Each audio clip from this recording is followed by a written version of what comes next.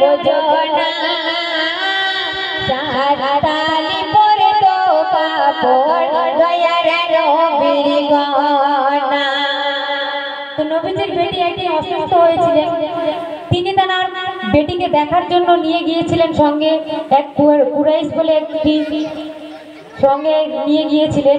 তো নবীজি যখন যায় তানার মেয়ের কাছে গিয়ে কেমন আছো কি সমাচার জিজ্ঞাসা করে, কিন্তু তানার মেয়ে যে ছেঁড়া কাপড় ছিল বলে তাই তানার আব্বাজিকে ঢুকতে দেয়নি। কিন্তু আমরা সাধারণত দেখি মেয়েরা যখন শ্বশুর বাড়ি যায় বা অনেকদিন পরে যদি আব্বার সাথে দেখা হয়, গিয়ে সঙ্গে সঙ্গে ছুটে দৌড়ে গিয়ে জড়িয়ে ধরে এবং সামনে গিয়ে জিজ্ঞাসা করে। কিন্তু তানার বেটি এমন আদর্শ ছিলেন যে ছেঁড়া কাপড় ছিল বলে তাদের সম্মুখে যায়নি।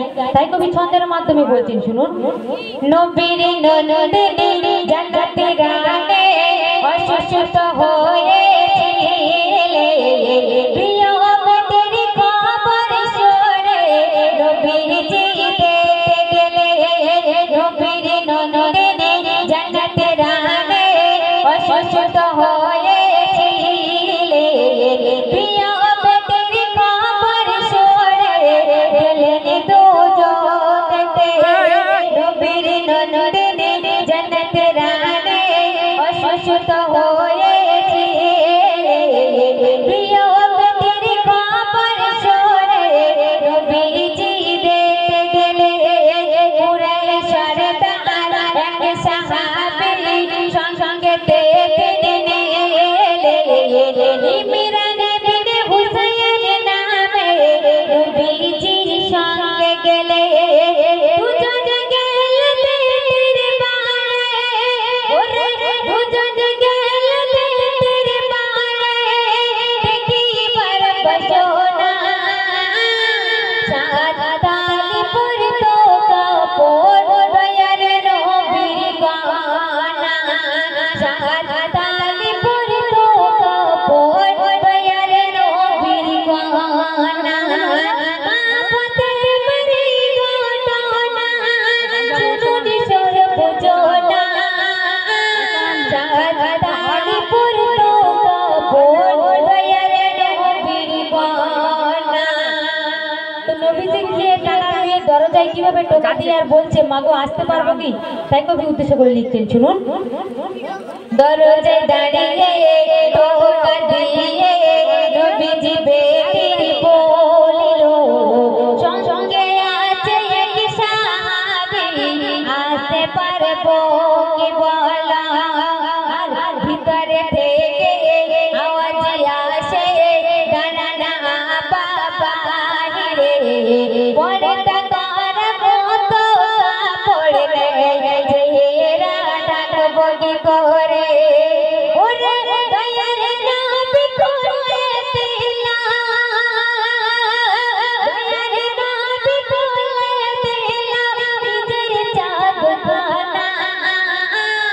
এটা দিয়ে মাগো তোমার শরীরটা ঢাকো না, এটা দিয়ে মাগো তোমার শরীরটা ঢাকো না। মা পথে মরে ঘটনা শুনুন সরে বোঝো না সাতালি পরতো কাপড় দয়ার নবীর গহনা। তো দয়ার নবী যখন চাদর নিজের চাদরখানা খুলে দিল মেয়েটি, কিন্তু তানার বেটি সেই চাদরটা যতক্ষণ না পড়েছে ততক্ষণ না তাদের সম্মুখে আসেনি। তারপরে সে চাদর পরে কেমন করে তাদের সম্মুখে পরিবেশন করলো, তাই কবি ছন্দের মাধ্যমে আরো কি লিখছেন, শুনুন। নবীর কন্যা মা পথে চাদর নিলে পরে, তারপরে দুজনকে টেনে ঘরে ভিতরে ভিতরে ঢুকে বেটি নবীজি জিজ্ঞাসা করিলে, কেমন আছো কি সমাচার মাগো তা খুলে বলো। কেমন আছো কি সমাচার মাগো তা খুলে বলো। বেটি বলে ওরে বেটি বলে মেহমান দুজনা, কেমন করে মেহমান করি একটা নান ঘরে কেমন করে মেহমানদারি করি একটা নান ঘরে। নবীজির বেটি যখন বলছে যে আব্বাজি তোমার আদরের দুই প্রিয় নাতি হাসান হোসেন দুদিন হতে খায়নি, কিন্তু আমার দয়ার রসুলের কাছে যখন কষ্টের কথা বলতে যাই তখন দয়ার নবী তখন কি বলল শুনুন। হোসেন হাসান খায়নি খানা ভোকা আছে দুটি ভাই কয়দিন হলো ভোকাই আছে চুলোই হাড়ি চড়ে নাই।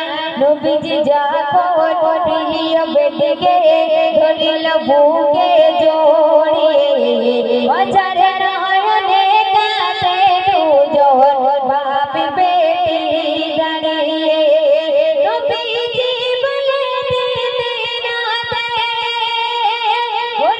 নবীজি বলে দিতে না দে খাইনি গো খানা মুনি রোজা মানে কলমের বয়ান ভুল হলে চাই মার জনা মুনি রোজা মানে কলমের বয়ান ভুল হলে চাই মার জনা। মা পথে মরে ওঠনা শুনুনি সর্বজনা সাদা তালি পরতো কাপড় দয়ার নবীর গানা সাদা তালি পরতো কাপড় দয়ার নবীর গানা। শুনলেন একটি ঘটনামূলক কালাম। এবার একটি পবিত্র নাতীয় কালাম পরিবেশন করব আমার শ্রদ্ধেয় কবি মতিয়ার ইসলাম সাহেব একটি মূল্যবান ভাষায় তিনি তার ছন্দের মাধ্যমে কি মিসাল দিচ্ছেন শুনুন। আর এই গজলটি আজকে সবাই নূতন এই স্টেজে পরিবেশন করছেন, তো আশা করি আপনারা ধীরে স্থিরভাবে শ্রবণ করবেন।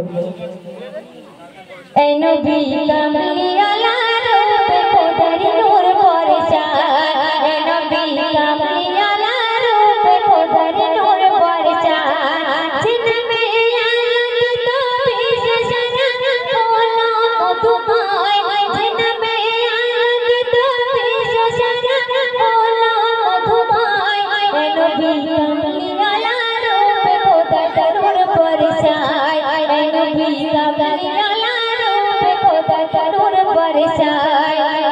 মদিনায় উঠল ফুটে মা বিনার কোড়ে ঘরে ফুল গাইনাতে হলো পাগল আমার নবীর প্রেমে গাইছে মধুর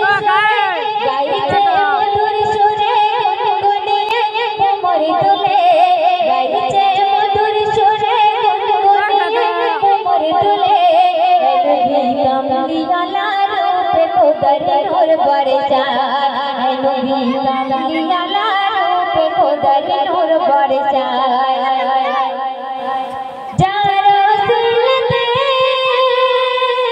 পেল জগতে সারা রহমত ঝরে পড়ে আসমান চাঁদ সিতারা খেলছে ওরে মালিকা তুলছে তুলে আরশে আলা খেলছে ওরে মালিকা তুলছে তুলে আরশে আলা। নবী কামলিওয়ালা রূপে খোদারি নূর বরসায় নবী কামলিওয়ালা রূপে খোদারি নূর বরসায়।